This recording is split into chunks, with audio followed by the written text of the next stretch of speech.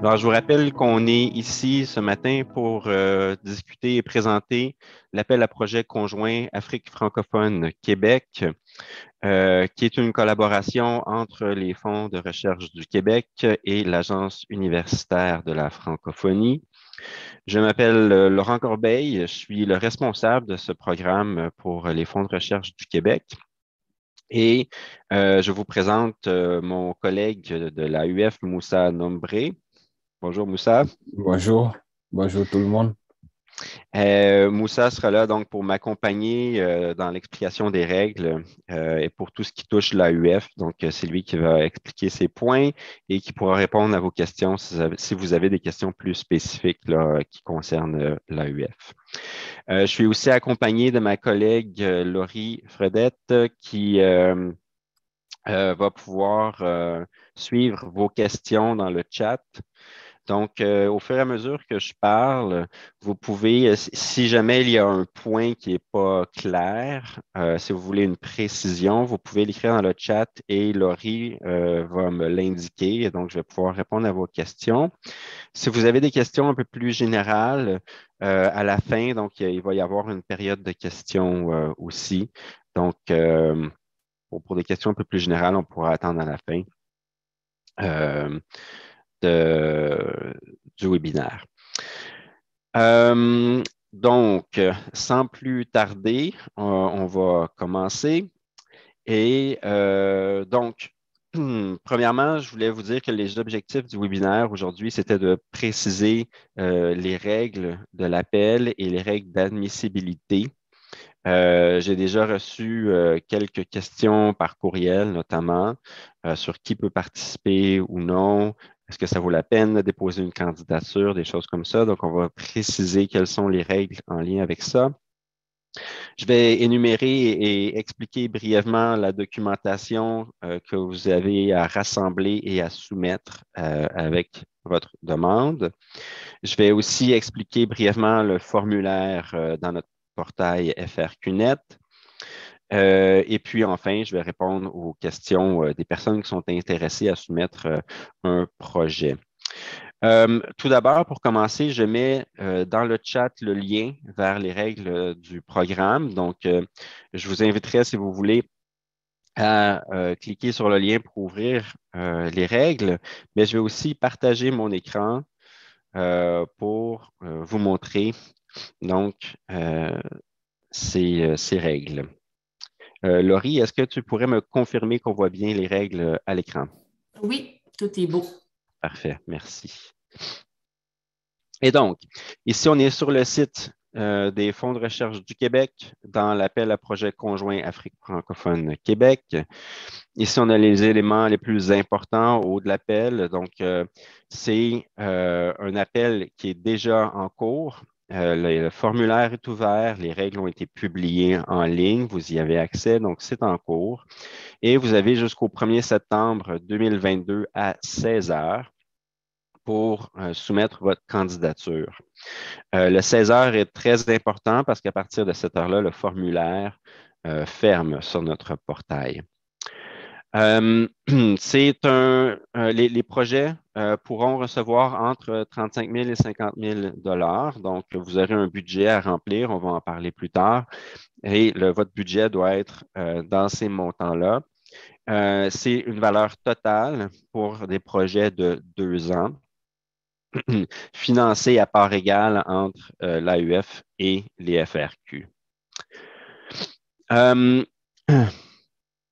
Donc, un peu de contexte et d'objectifs. Donc, le premier objectif, dans le fond, de cet appel-là, c'est de favoriser la réalisation de projets de recherche entre le Québec et l'Afrique, des projets de recherche qui ne pourraient pas être réalisés sans la coopération internationale. Alors là, on veut vraiment favoriser le maillage entre les chercheurs et chercheuses du Québec et ceux de l'Afrique francophone afin qu'ils développent des projets donc, qui ne pourrait pas se faire sans ça. Il y a aussi l'objectif de contribuer à l'avancement des connaissances sur le thème le thème qui est l'entrepreneuriat féminin. C'est un thème obligatoire. Mais on entend par entrepreneuriat féminin quelque chose d'assez large. Donc, ça peut toucher autant les sciences humaines et sociales que les sciences naturelles, le génie, les technologies, la santé, par exemple. Donc, ça sera à vous donc, de proposer des projets qui entrent dans ces domaines. L'approche ne doit pas nécessairement être intersectorielle ou interdisciplinaire, mais elle peut l'être. Donc, ceci est au choix là, donc, des équipes. L'admissibilité. Alors, j'entre très rapidement dans l'admissibilité parce que les gens qui sont en ligne aujourd'hui vont pouvoir savoir dès maintenant, dès le début du webinaire, s'ils peuvent ou pas faire une demande. Une demande doit être faite par une équipe d'au moins 3 personnes. Ces 3 personnes-là doivent absolument être chercheurs ou chercheuses, donc dans un établissement universitaire reconnu. Du côté du Québec, la liste des établissements et la liste des établissements admissibles à gérer du financement par les FRQ. Et donc, c'est une liste qui est disponible sur notre site Web. Du côté de l'Afrique, il y a une liste aussi d'établissements membres de l'AEF et à jour de cotisation. Dans les règles, au bas de l'écran, ici, vous voyez boîte à outils. Si vous cliquez ici, tout en bas, vous avez la liste des établissements admissibles par l'AEF. Donc, vous pouvez la télécharger ici. Je ne l'ouvrirai pas parce que c'est une liste qui est quand même très longue. Elle est organisée par pays et ensuite par nom d'université. Donc, vous pourrez aller voir sur cette liste-là si votre université s'y trouve. Donc, je disais une équipe de 3 personnes au minimum. Ça prend une personne donc du Québec qui est chercheur ou chercheuse de statut 1 ou de statut 2 selon les règles des FRQ, donc c'est-à-dire chercheur ou chercheuse universitaire ou encore chercheur universitaire clinicien ou chercheuse universitaire clinicienne. Et voilà. Et donc, et pour l'Afrique, ça prend au moins 2 personnes. Pardon, je vous demanderai, s'il vous plaît, de fermer vos micros. Oui, Kibi, émission.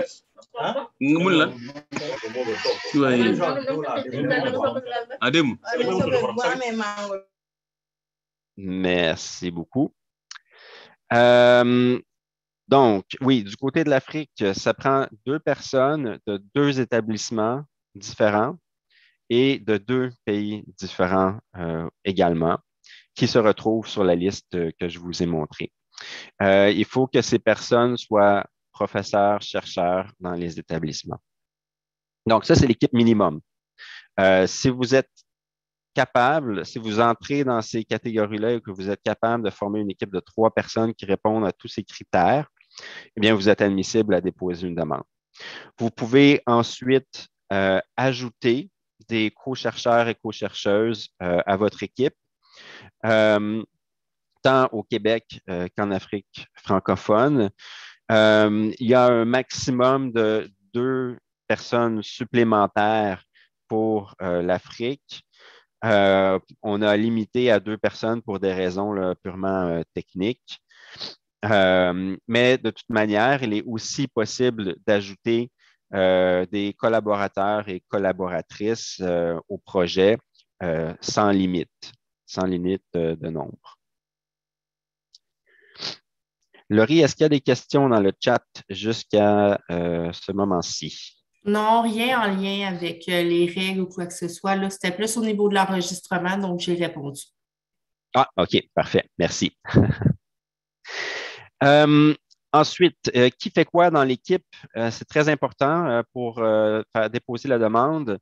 Une chose très importante, primordiale, c'est que la personne qui doit déposer ou remplir le formulaire FRQNet et donc déposer la demande au FRQ doit absolument être le chercheur ou la chercheuse du Québec. Simplement parce que c'est la personne qui va être désignée pour recevoir les fonds d'abord et qui pourra ensuite en acheminer une partie, on y reviendra plus tard, vers l'équipe africaine. Donc, c'est la personne qui doit ouvrir le formulaire FRQNet, le remplir, avoir un CV comme un Canadien et le déposer également.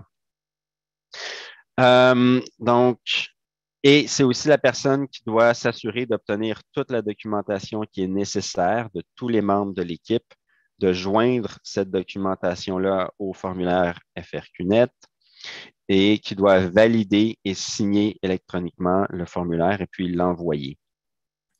Laurent, oui. Fallait que tu le demandes. En fait, les questions affluent un peu là, depuis que tu as demandé s'il y a des questions. J'en ai environ 5-6. OK. Première question, est-ce qu'il y a une limite du nombre de co-chercheurs québécois? Non, il n'y en a pas. Parfait. Est-ce que les co-chercheurs doivent répondre aux mêmes critères? Oui, tout à fait. Les co-chercheurs doivent en effet être professeurs universitaires ou professeurs cliniciens, cliniciennes universitaires. OK. Les doctorants peuvent-ils être considérés comme chercheurs? Non, ils peuvent être par contre... non, les doctorants ne peuvent pas. OK. Est-ce que le projet peut réunir plus de 2 universités africaines? Oui, oui, tout à fait. Si un troisième membre, par exemple, de l'Afrique qui s'ajoute, qui veut être co-chercheur et peut provenir d'un troisième établissement, il n'y a pas de problème. Mais à ce moment-là, le troisième membre sera co-chercheur et non pas chercheur principal. Okay. Est-ce que les chercheurs doivent être juste des femmes? Non, il n'y a pas de limite sur le genre de la personne qui soumet la demande. OK. Ensuite, est-ce que le budget doit être équitable entre les chercheurs? Est-ce que l'université située au Québec doit absolument gérer les fonds? Oui, l'université qui est au Québec doit gérer les fonds. C'est elle qui va recevoir la subvention initialement. Écoutez, je vais aller descendre tout de suite à cette partie-là des règles, en fait, pour bien les expliquer. Description et nature du financement. Donc, comme je vous disais plus tôt, le financement est fait à part égale entre l'AUF et les FRQ. Et donc, chaque subvention va consister à 50 d'un montant qui provient des FRQ et 50 d'un montant qui provient de l'AUF. Admettons que la personne qui reçoit la subvention a fait une demande pour 50 000 tout rond. Alors, il y a 25 000 qui proviennent des FRQ et 25 000 qui proviennent de l'AUF. C'est le 50 qui provient de l'AUF, donc 25 000 peut être transféré aux établissements africains et à la discrétion, dans le fond, de l'équipe de recherche. Alors, ça peut être une portion peut être transférée au premier chercheur, l'autre portion au deuxième chercheur des deux établissements, par exemple. Là, ici, je vais faire entrer en jeu Moussa, qui va pouvoir nous expliquer en fait le détail de comment peut être dépensée la partie de l'octroi qui provient de l'AUF. Donc, Moussa, je te laisse la parole. Merci Laurent et rebonjour à tout le monde. Et donc, comme disait Laurent, effectivement, c'est un cofinancement à, disons, moitié-moitié à UF et les fonds de recherche du Québec. Et la portion de l'AUF qui peut être, disons, transférée aux chercheurs en Afrique pourra être dépensée selon un certain nombre de critères, notamment pour l'achat de billets d'avion, pour des allocations de mobilité, pour du soutien documentaire ou encore pour acheter du matériel ou des produits scientifiques et d'appui. Il faut quand même bien noter que le financement de l'AUF ne peut pas être utilisé pour des frais de gestion, donc des frais de fonctionnement ou des frais administratifs, non plus pour des dépenses en salaire, ni des frais d'assurance de voyage.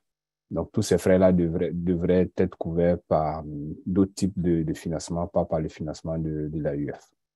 Donc, on pourra aller un peu plus en détail en fonction des questions qui seront posées. J'en profite, Laurent, pour signaler la présence de ma collègue Marie-Hélène Bachan, qui pourrait nous donner aussi d'autres éléments en cas de besoin. Parfait. Merci beaucoup, Moussa. Oui.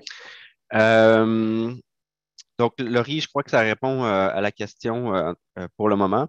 Est-ce qu'on pourrait passer à la suivante s'il y en a d'autres? Oui, il y en a plusieurs autres.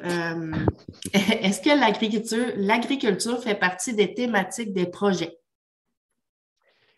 Si ça comprend une dimension d'entrepreneuriat féminin, oui, tout à fait. Par exemple, si on veut, c'est un exemple là, purement, là, mais si on veut, par exemple, étudier la capacité des femmes à démarrer des entreprises agricoles, oui, tout à fait, ça cadre dans le concours.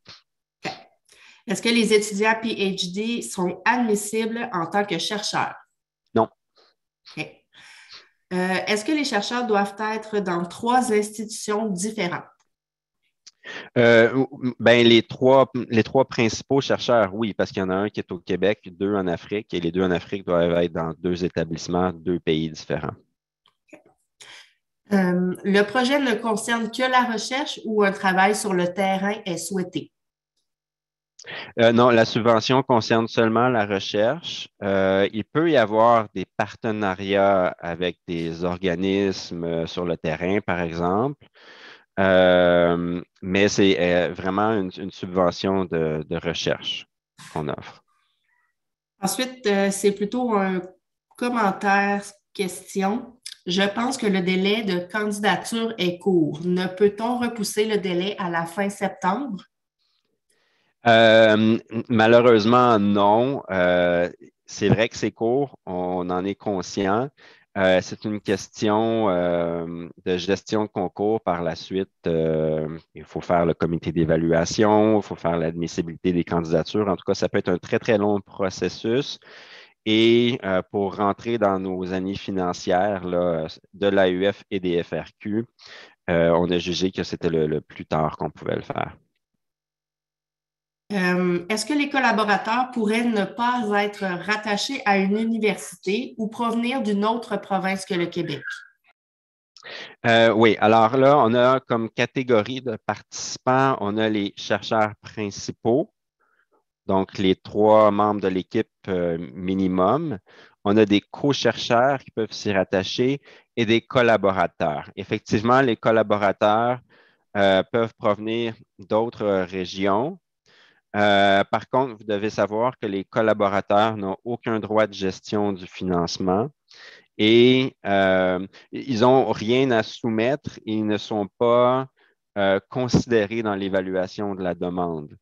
Donc, si vous allez chercher, par exemple, une sommité sur le sujet en Ontario, son nom ne sera pas connu par les évaluateurs. Donc, voilà. Mais il peut faire partie de l'équipe de recherche. Voilà. OK. Il reste 5-6 questions. Est-ce que tu veux les garder pour plus tard ou les répondre tout de suite? Bien, je vais peut-être continuer un peu parce que Ouais, je vois le temps avancer. parfait. Puis je vais être certain de tout couvrir. Pas de problème. Donc, je vais juste ici revenir à la demande. Donc, on parle d'un formulaire. Ça, je vais l'expliquer tout à l'heure quand on va être rendu là. Je vais vous expliquer comment le remplir. Je ne lirai pas tout, les règles. Je vais vous laisser lire les règles. C'est très important de toute façon d'en prendre connaissance pour être certain de bien faire toutes les étapes qui sont demandées. Comme je disais, ça prend absolument un chercheur ou une chercheuse du Québec qui va remplir le formulaire, qui va devoir déposer un CV comme un Canadien ainsi qu'une fiche de contribution détaillée. Ça, c'est la procédure habituelle des FRQ. Ensuite, pour les chercheurs et chercheuses d'Afrique, ça prend absolument un CV et une lettre d'engagement officielle émanant de l'établissement auquel les personnes sont rattachées. Elle doit être datée et signée, soit par le recteur, rectrice ou par une personne qui les représente. Alors là, c'est la preuve que la personne est bien professeur ou dans l'établissement. Le tout, donc le CV et cette lettre ne doivent pas dépasser 10 pages. Ils doivent être soumis ensemble dans un document PDF au sein du formulaire FRQ. Donc, la chercheuse ou le chercheur principal en Afrique doit rédiger ce document, avoir la lettre signée, faire un PDF, l'envoyer au chercheur ou la chercheuse du Québec et cette personne doit le déposer dans le formulaire que je vais vous montrer tout à l'heure. Donc, ça, vous devez avoir deux documents différents parce que vous avez deux chercheurs principaux ou chercheuses principales en Afrique. C'est le minimum. Si vous avez des co-chercheurs ou co-chercheuses en Afrique, donc 2 personnes supplémentaires de l'équipe qui viendraient d'Afrique, vous devez soumettre la même chose, donc CV avec lettre d'engagement officielle de l'établissement, mais ici, le CV doit être résumé et donc le total de la lettre et du CV doit être de 4 pages. Et c'est le même processus, il faut aussi le soumettre à la personne, au membre de l'équipe du Québec qui va, lui, le déposer au formulaire FRQNet. Vous devez aussi soumettre une description du projet de recherche de 8 pages. Et donc, ça, vous devez le travailler ensemble, l'équipe de recherche. Le rédiger en fonction des critères d'évaluation. Je vais vous les montrer très brièvement tantôt, mais sont dans les règles de l'appel, les critères. Alors, vous allez les connaître. Et vous devez le soumettre aussi en format PDF dans le formulaire FRQNet. Il n'y a rien par courriel, tout est dans le portail des FRQ. Vous pouvez soumettre une bibliographie d'un maximum d'une page. Ce n'est pas obligatoire, mais vous pouvez le faire. Donc, si vous avez des références dans le projet de recherche, alors vous pouvez mettre ces références dans la bibliographie. Vous allez aussi devoir soumettre un formulaire budgétaire qui se trouve déjà dans le formulaire FRQNet. Alors, il va falloir le remplir. Donc, indiquer à quoi la subvention va servir, quelles dépenses. Si vous voulez plus de détails sur quelles dépenses sont admissibles, alors là, pour la partie FRQ, il faut aller dans ce qu'on appelle les RGC, les règles générales communes aux 3 fonds. À la section 8, on vous explique toutes les dépenses qui peuvent être admissibles. Toutes les dépenses qui sont là sont admissibles pour ce concours. Et comme je vous le disais, vous devez transmettre votre demande par le formulaire FRQNet au plus tard au 1er septembre, 16 h. Les critères d'évaluation, alors vous les trouvez ici. Vous avez un critère sur le projet, donc de 8 pages, qui vaut 30 points. Et vous avez ici là, des sous-critères qui peuvent vous aider dans la rédaction. Le critère du projet est très, très important. C'est un critère éliminatoire. Alors, il faut obtenir une note de 70 pour le projet en tant que tel pour que l'évaluation continue. Si vous obtenez plus de 70 pour le projet, alors l'évaluation continue et les autres critères sont pris en compte aussi. La composition de l'équipe qui vaut 30 points également. Le plan de mobilisation des connaissances qui fait partie de votre projet de recherche de 8 pages. Et finalement, la faisabilité, le réalisme de votre projet. Alors, encore une fois, au sein de votre projet de 8 pages, vous devez parler d'un calendrier d'opération, donc comment vous allez effectuer la recherche, en quelles étapes, etc. Et donc, la faisabilité et le réalisme vont être aussi évalués par le comité scientifique. Le financement, j'en ai déjà parlé. Moussa en a déjà parlé pour la part AUF. Et finalement, ici, il y a une petite section sur les conditions des octrois. Ça, c'est si vous êtes sélectionné pour recevoir du financement. Ces conditions d'octroi vont s'appliquer à vous. Voilà. Donc, maintenant, pour le formulaire. Pour avoir accès au formulaire, en passant ici dans la boîte à outils, vous avez une foule de renseignements, de liens vers différents documents. Donc, CCV, un document pour préparer les CV, bon, l'inscription pour le webinaire d'aujourd'hui. On mettra le lien pour l'enregistrement qui va être fait, là, qui est fait en ce moment même du webinaire dans la boîte à outils. Vous avez différentes politiques, la liste des établissements de l'AUF qui sont admissibles. Mais vous avez aussi l'accès au portfolio électronique. Donc, si vous cliquez là-dessus, vous allez arriver sur le portfolio électronique. Comme je disais, le portfolio doit être rempli par la personne du Québec qui est membre de l'équipe et cette personne doit avoir un compte FRQNet. Lorsque vous avez... c'est ça. Donc, moi, je me suis connecté. Quand vous cliquez, vous allez arriver ici et vous vous connectez. Vous choisissez le fonds Société Culture. Ça, vous ne le verrez pas parce que c'est l'administrateur. Et vous allez arriver sur cette page-ci. Dans la section en tant que chercheur principal ou chercheuse principale, vous cliquez sur les concours disponibles. Ici, il s'agit d'une subvention de recherche qu'on octroie et vous trouvez l'appel à projet Afrique francophone Québec. Vous cliquez sur la date d'accès et vous arrivez sur le formulaire. Sur la première page du formulaire, vous avez un lien vers la page web du programme, c'est-à-dire les règles que je viens de vous montrer.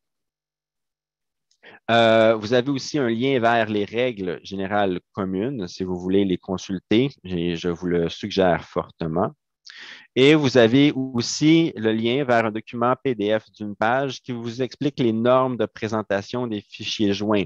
Alors, tout ce qui est CV des chercheurs africains, projet de recherche, tous les documents que vous devez écrire, vous avez les normes de présentation ici. Donc, si vous cliquez, vous arrivez sur le document. Donc, les normes de présentation sont toutes ici. C'est seulement une page. C'est assez simple. Et donc, pour vous guider dans la rédaction de vos documents. Vous créez une demande. Ah, j'en ai déjà une d'ouverte. Donc, je ne peux pas. Je vais retourner dans mes formulaires.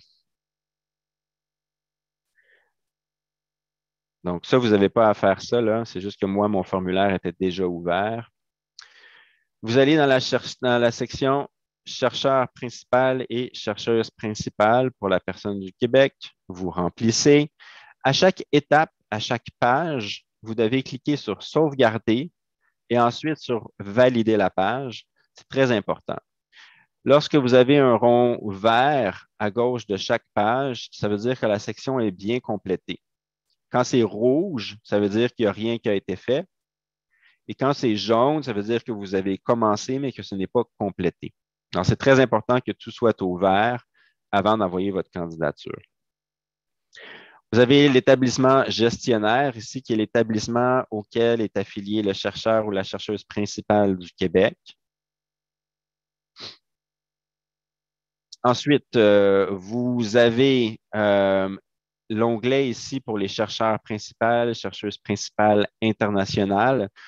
Ça ici, ce sont les 2 membres de l'équipe qui sont en Afrique qui doivent être entrés ici. Alors, vous ajoutez les 2 membres. Ils vont recevoir un courriel et ces 2 membres vont devoir aussi se créer un profil FRQNet et accepter de faire partie de l'équipe. Ils ne doivent pas soumettre aucun document eux-mêmes dans le formulaire, mais c'est très important qu'ils disent qu'ils acceptent de faire partie de l'équipe. Et ensuite, la personne du Québec qui remplit le formulaire doit venir ajouter le CV avec l'établissement, la lettre de l'établissement en un seul document ici. Donc, vous choisissez le fichier et vous l'ajoutez. Il y a 2 emplacements, un pour chacun des chercheurs d'Afrique. Ensuite, vous avez une section titre et domaine de recherche. Donc, ça, c'est à remplir directement dans le formulaire.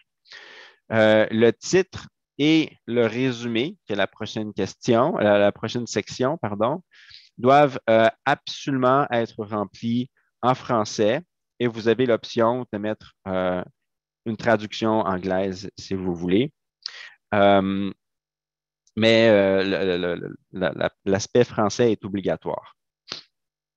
Ensuite, vous avez une question, une section sur l'éthique. Et ensuite, vous arrivez dans la question sur les co-chercheurs. Alors, vous avez co-chercheurs, co-chercheuses, qui sont des personnes du Québec. Et ensuite, co-chercheurs ou co-chercheuses internationaux, qui sont des personnes d'Afrique. Donc, si vous voulez un troisième ou une quatrième personne membre de l'équipe qui proviennent d'Afrique, c'est à cet endroit-là qu'il faut les ajouter. Donc, vous les ajoutez dans le premier encadré et ensuite, vous mettez leur CV abrégé avec la lettre de l'établissement dans le deuxième encadré. Et finalement, vous avez une section sur les collaborateurs. Alors, toute personne qui veut être membre de l'équipe, mais qui ne peut pas faire partie de l'évaluation, qui ne peut pas avoir accès au fonds, à la subvention directement, peut être inscrite dans cette section.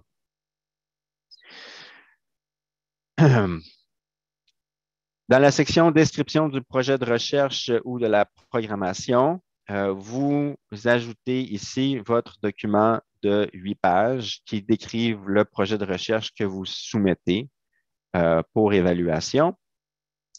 Et tout de suite en dessous, la bibliographie que vous soumettez, donc la bibliographie d'un maximum d'une page à soumettre ici.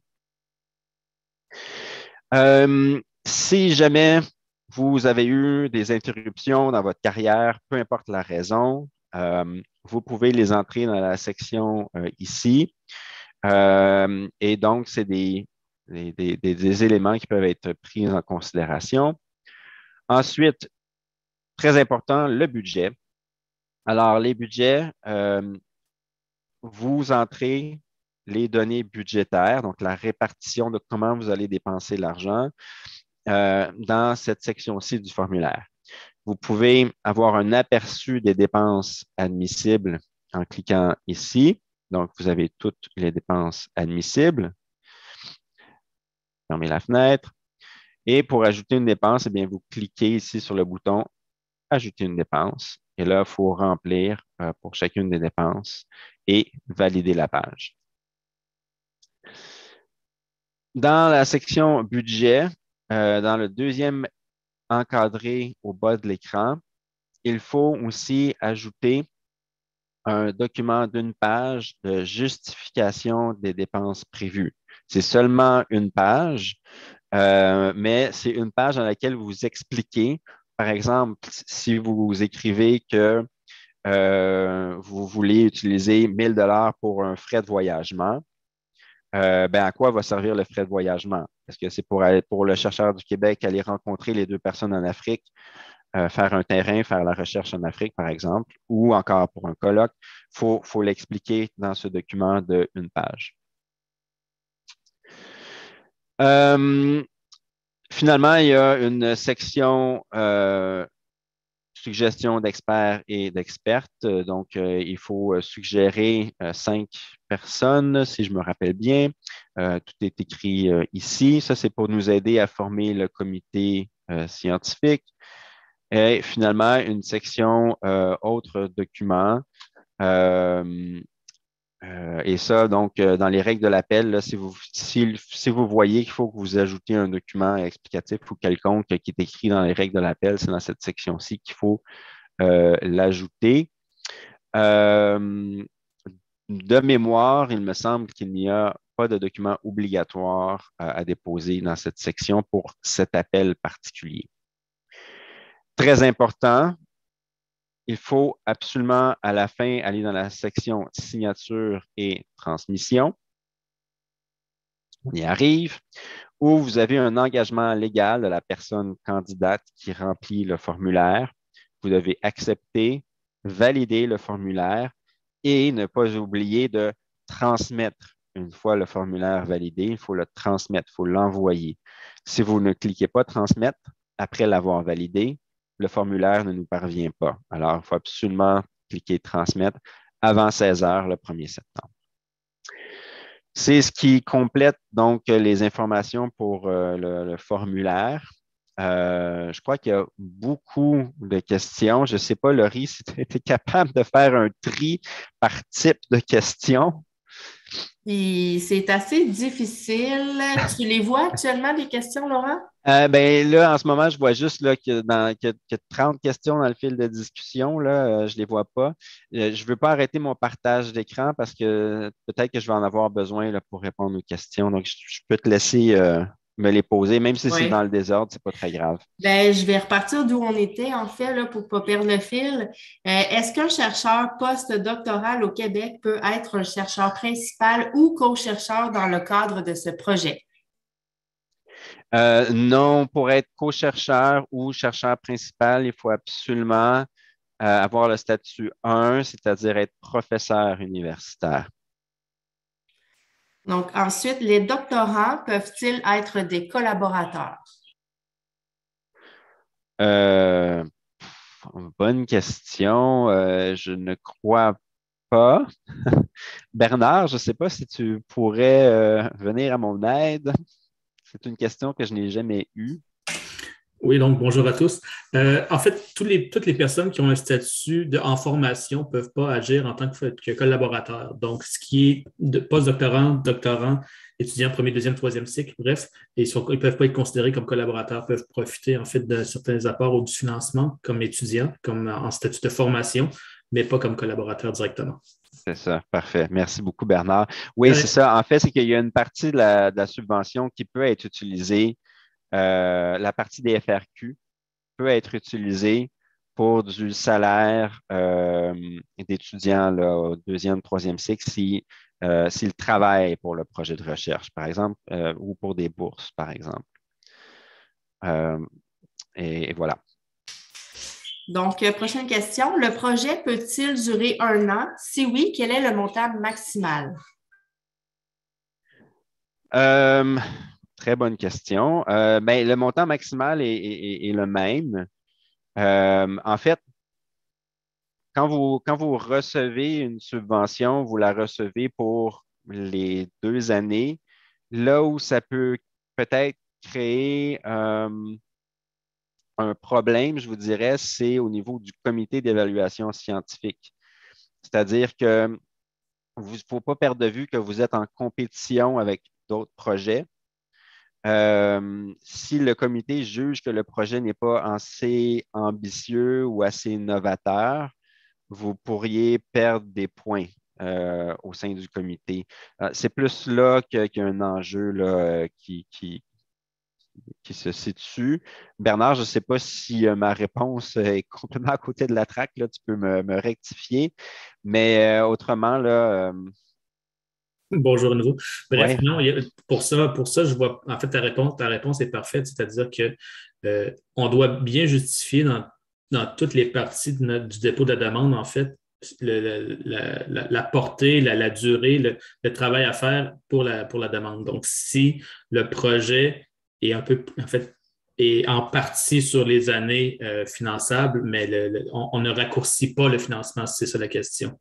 Donc, ouais. le financement est pour 2 ans. Le projet doit être présenté comme tel et doit bien se justifier et évidemment faire face à la compétition adverse. Voilà. Exact.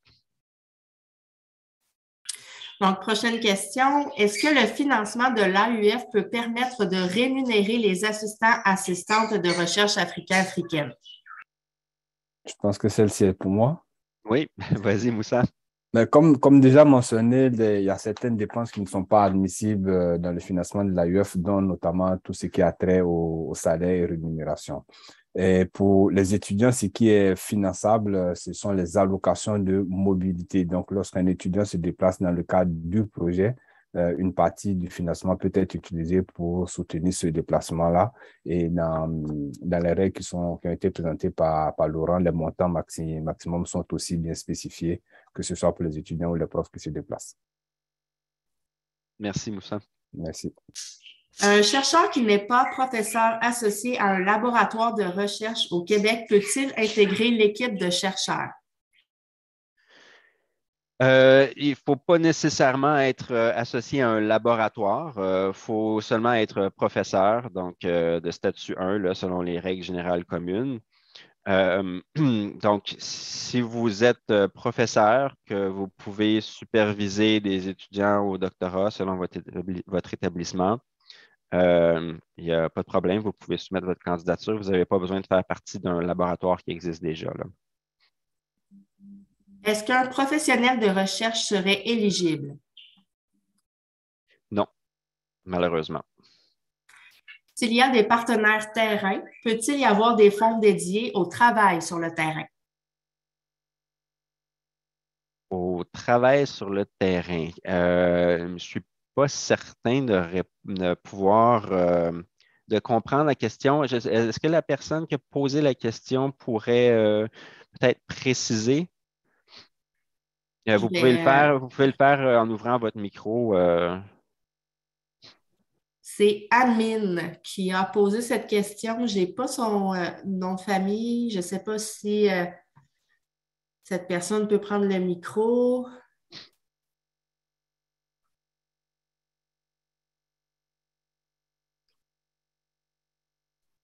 Sinon, je peux poser une autre question, puis peut-être qu'il va préciser dans le chat après. Effectivement. Les collaborateurs pourront-ils bénéficier des fonds de recherche? Les collaborateurs pourront-ils bénéficier des fonds de recherche? Bernard, corrige-moi si je fais une erreur. Selon ma compréhension, un collaborateur ne peut pas gérer les fonds de recherche, donc il ne peut pas décider qu'est-ce qu'on fait avec l'argent. Mais Bernard, si ma compréhension est bonne, par contre, il peut bénéficier d'une certaine partie du financement, non? Effectivement, dans les dépenses admissibles, les apports qui sont pour les déplacements, par exemple, ou pour la diffusion de connaissances ou des éléments comme ça auxquels le collaborateur pourrait être appelé à participer font partie des dépenses admissibles. Merci beaucoup, Bernard. Ensuite, est-ce que les collaborateurs doivent... Attendons, Laurie, 2 secondes, excuse-moi. Excusez-moi, je reprends la question d'avant. Oui. Moi, on est en partenariat potentiel avec une université.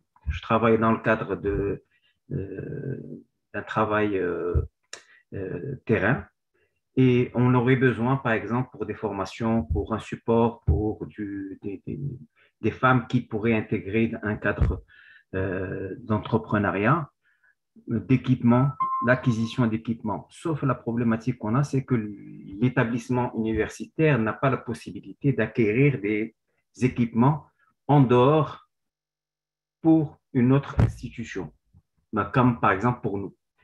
Donc la question, est-ce que le financement peut être envoyé directement à l'association? Nous sommes une association directement pour l'équipement, pour acquérir un équipement nécessaire au projet.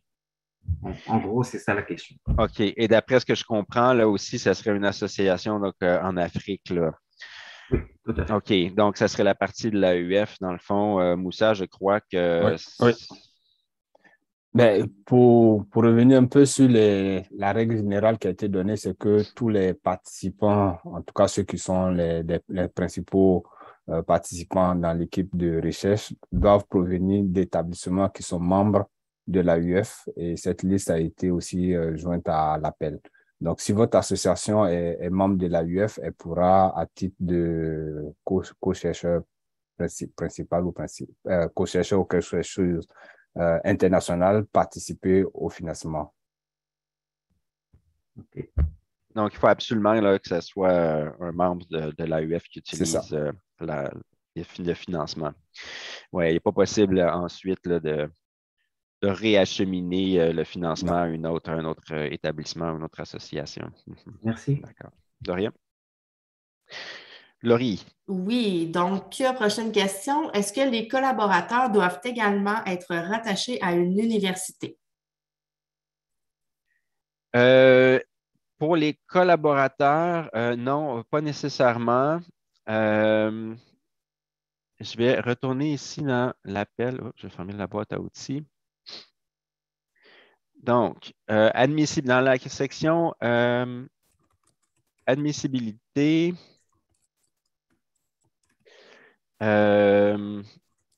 OK. Ici, on a écrit pour le Québec, des collaborateurs et collaboratrices peuvent se joindre à l'équipe. Mais bon, leur production scientifique n'est pas considérée pour l'évaluation. Ces membres de l'équipe peuvent provenir de l'extérieur du Québec, mais aucune somme ne pourra leur être transférée. Aussi, si on regarde dans les règles générales communes, les collaborateurs peuvent provenir de tous les statuts qu'on a. Alors là, ici, dans l'appel pour les chercheurs en tant que tel ou les co-chercheurs, il faut absolument être statut 1 ou statut 2. Il y a deux autres statuts dans les règles générales communes qui sont beaucoup plus larges. Il y a le 3 qui touche le collégial et il y a le 4 qui touche, par exemple, les pardon, les parties prenantes. Donc, ça peut être un organisme, par exemple, quelqu'un qui travaille pour un organisme. Ça peut être, il y a le statut d'artiste aussi qui est inclus là-dedans. Donc, les collaborateurs, collaboratrices peuvent provenir d'autres milieux. Donc, pour ça, il n'y a pas de problème. D'accord, donc prochaine question. Est-ce qu'il y a un modèle de lettre d'engagement? Sinon, une présence effective au poste est-il suffisant? Il n'y a pas de modèle de lettre. Ça, on laisse ça à la discrétion de l'établissement. Pourrais-tu me répéter la deuxième partie? Oui. Sinon, une présence effective au poste est-il suffisant? Une présence effective au poste. Euh, ben oui, mais ça prend la lettre de l'établissement qui va démontrer que la personne est effectivement en poste. Mais c'est ça, il n'y a pas de modèle. Donc, la personne peut demander une lettre signée par recteur, rectrice ou représentant de du recteur ou de la rectrice. Mais ça prend absolument cette lettre-là pour démontrer que la personne est bien en poste.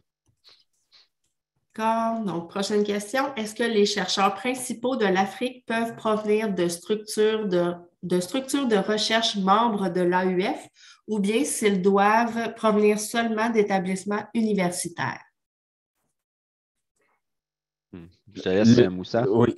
Le plus important ici, c'est que l'établissement qui veut participer à l'appel soit membre de l'AUF, peu importe son statut. Donc, il faut simplement être membre, que ce soit une structure de recherche ou que ce soit un établissement universitaire. Ouais. Je vais l'ouvrir ici à la liste pour que vous ayez une idée là, ici.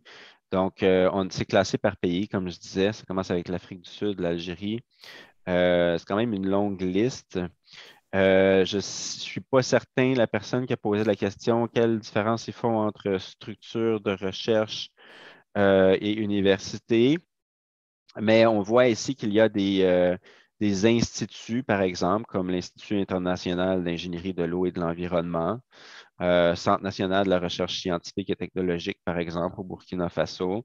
Donc, ça ne prend pas nécessairement le nom université dans le titre, mais il faut absolument que l'établissement soit sur cette liste-ci. Exactement. Et donc, la recherche doit-elle être orientée vers la compréhension, recherche théorique, recherche-action? Il n'y a pas de limite à ce niveau-là. D'accord. Est-ce qu'une demande qui porte sur la deuxième phase d'une collecte de données d'un projet de recherche en cours est admissible? Oui, tout à fait. Ça ne doit pas être un projet nouveau, là. Ça peut être une suite. Il va juste falloir bien expliquer dans le projet qu'est-ce qui a déjà été fait, qu'est-ce qu'il y a à faire spécifiquement pour le projet dont fait l'objet la demande de financement. Expliquer comment c'est différent, mais comment ça s'insère dans le projet qui existe déjà. Donc, ensuite, si on est inscrit à une université québécoise, on est chercheur africain, surtout si un chercheur qui a déjà la nationalité canadienne se joint à nous.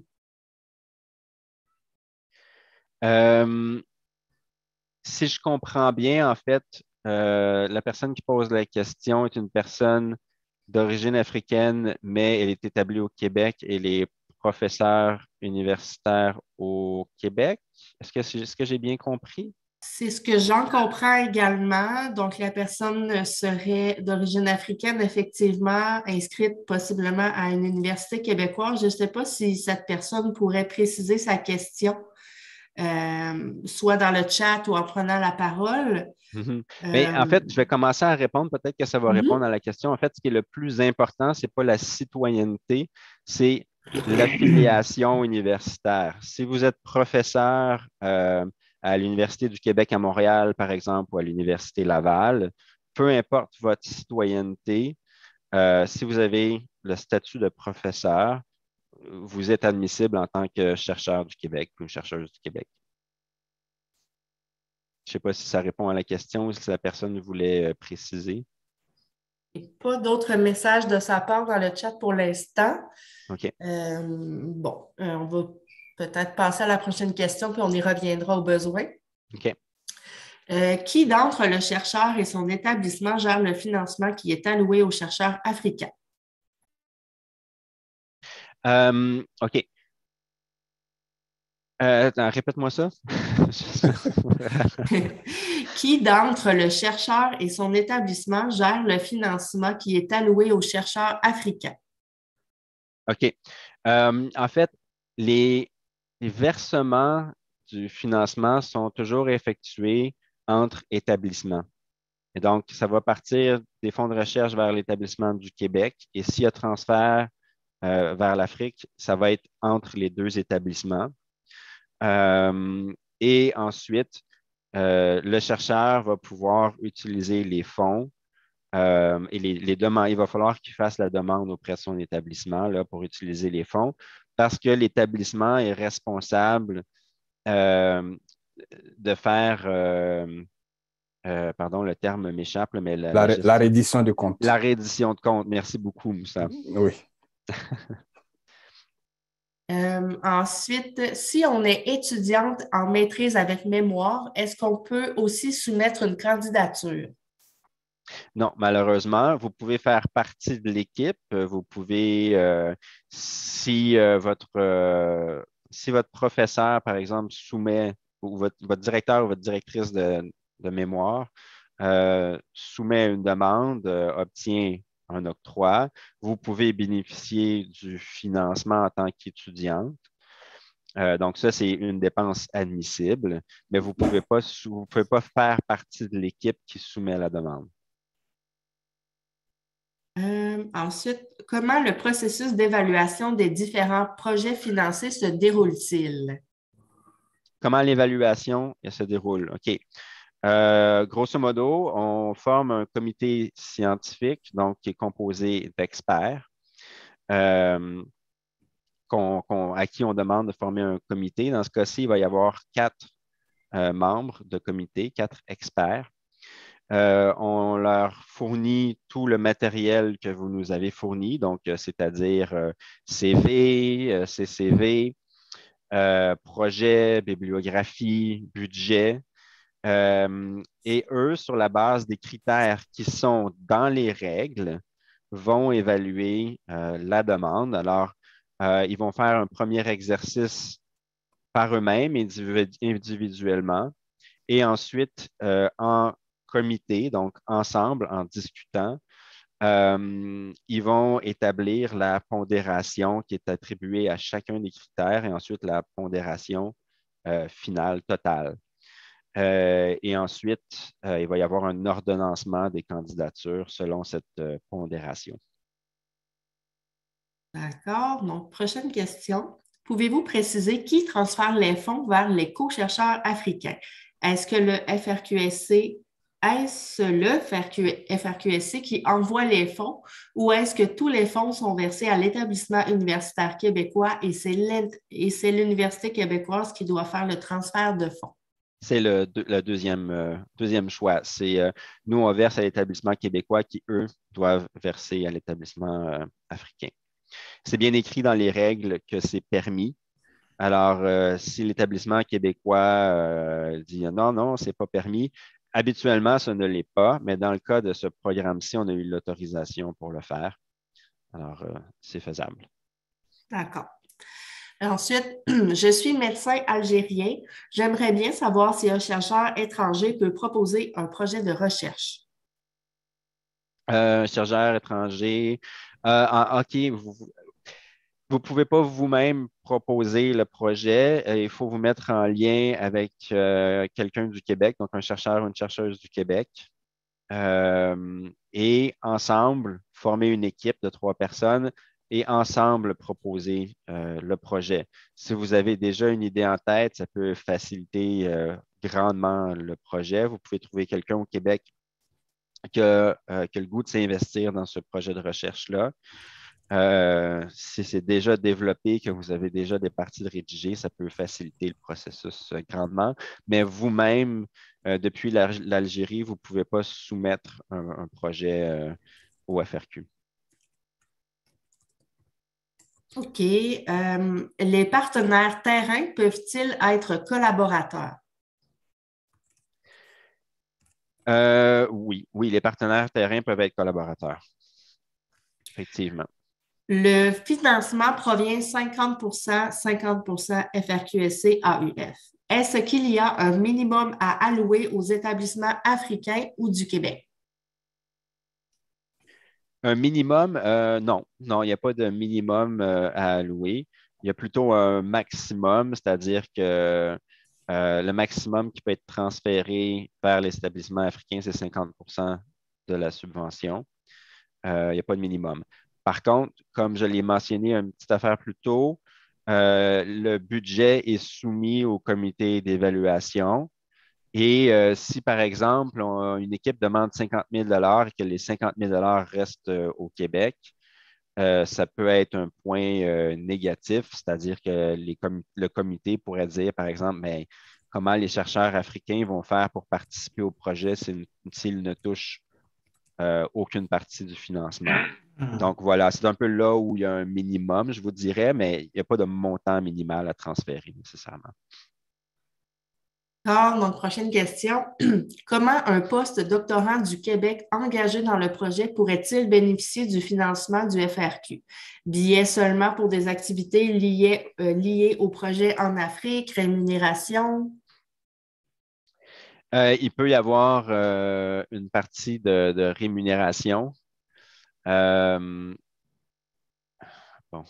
ici, si vous allez, là, par exemple, dans les règles générales communes, à la section d'utilisation du financement, c'est la section 8, vous allez pouvoir avoir le détail là, de comment peut être utilisée la subvention pour les personnes en formation.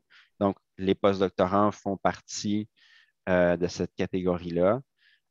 Et donc, ils peuvent habituellement recevoir une bourse, par exemple, ou être engagés pour travailler pour la recherche.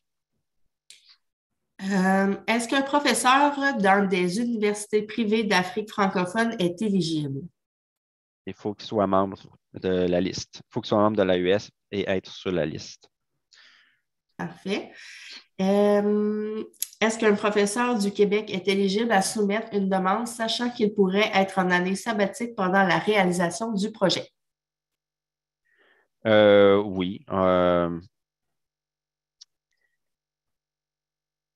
Bernard, est-ce qu'il y a une règle sur l'année sabbatique?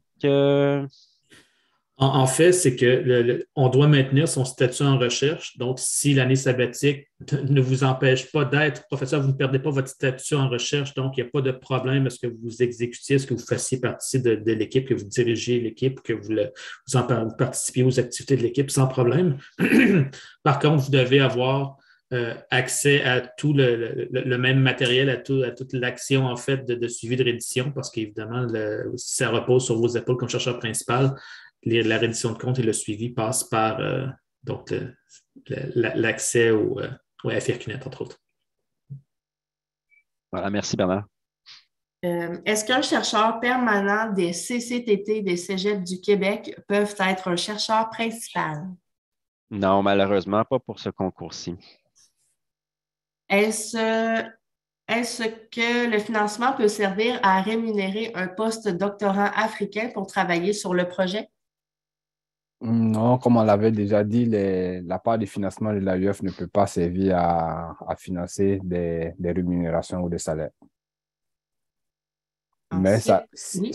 si l'étudiant ou l'étudiante est en mobilité, à ce moment-là, la part de l'AUF pourrait permettre de couvrir cette mobilité-là.